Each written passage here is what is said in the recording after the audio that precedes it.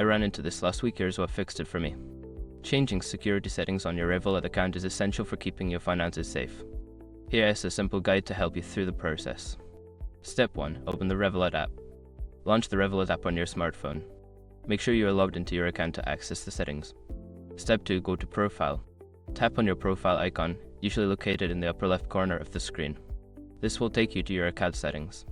Step 3. Select Security Settings. Scroll down and find the Security section.